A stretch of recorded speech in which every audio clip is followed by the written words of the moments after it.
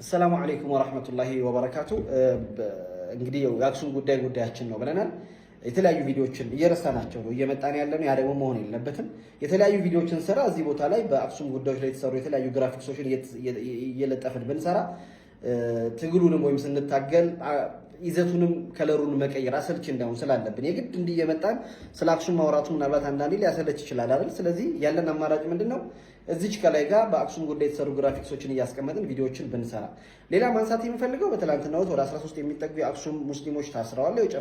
እንግዲህ አፈናው ጭቆናው ቀጥለዋል። ሌላ ግን በጣም ሆቱ ያደረገኝ ነገር ምንድነው? አንዳንድ ወንድሞች ቪዲዮ ሲሰሩ አይቼ እኔ አክሱም ሙስሊሞችን አውቃለሁ፣ ኖሬባቸዋለሁ፣ አጉራሽ ናቸው፣ አብይ ውሸት ነው። የአክሱም ኦርቶዶክስ ለዘመናት ላለፉት 2 አስርት ዓመታት ሙስሊሙ በመስገጃ እጦት በመቃብር እጦት ሲሰቃይ አንድ ቀንም እንደ ማህበረሰብ ወጥተው ለግፈኞች በፍጹም አንታዘዝም፣ አብረን የምንኖር ሰዎች ነን፣ ሙስሊሞች የኛው ጎረቤቶቻችን በደስታም በሐዘንም አብረን የምንኖር ሰዎች ነን። ስለዚህ እነዚህ ሰዎች ሃይማኖታዊ መብታቸውን ሃይማኖታዊ እንትናቸውን የሚያከብሩ መስጊድ ሊኖራቸው ይገባል፣ ሲሞቱ ሊቀበሩበት የሚገባው በቅርብ ርቀት ላይ የመካነ መቃብር ስፍራ ሊኖራቸው ይገባል የሚል አንድም የአክሱም ኦርቶዶክስ አይተናነቅም። አንድም ማለት ነው። ስለዚህ አብሮ የተኖረ አብሮ የተጋመደ ውሸት ነው። በህይወታችሁ በአክሱም ጉዳይ አንድ የአክሱም ኦርቶዶክስ ወጥቶ ሙስሊሞች ተበድለዋል ያለ አንድ የአክሱም ሰው አይታችሁ ታውቃላችሁ? አንድ የለም። ስለዚህ እውነታው ላይ ቆመን ነው መፍትሄ መፈለግ ያለብን። አሁን መቆለጳጰስን አያስፈልግም። እየበደሏቸው ነው። ለፖለቲካ ትርፉ እየተንቀሳቀሰ ያለ አካል ቢኖርም የአክሱም ማህበረሰብ ኦርቶዶክሱ ማህበረሰብ ግን ተመሳሳይ አቋም ነው ያለው። ተመሳሳይ ማንነት ላይ ነው ያለው ማህበረሰቡ። ሌላውን የፖለቲካ ኤሊቶች የፖለቲካ ትርፍ ፍለጋ ሙስሊሙንም ክርስቲያኑም ጨቅ አይደለም። የአክሱም ኦርቶዶክስ መስጂድ እንዲኖር አይፈልግም አክሱም ላይ። እውነታው ይሄ ነው።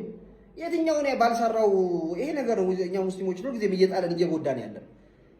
በቃ ይሁን እሱማ እንደዚህ አይደለም። ህዝብ አይነካም፣ ማህበረሰብ ካረገ ይነካል።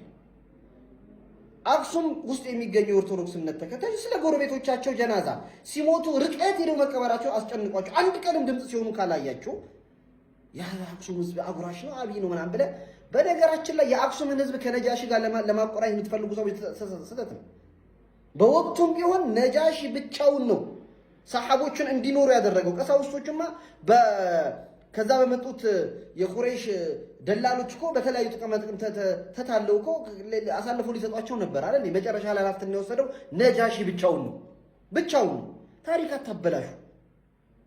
ስለዚህ አሁንም እውነታው ላይ ቆመን ነው ፍትህን የምንፈልገው።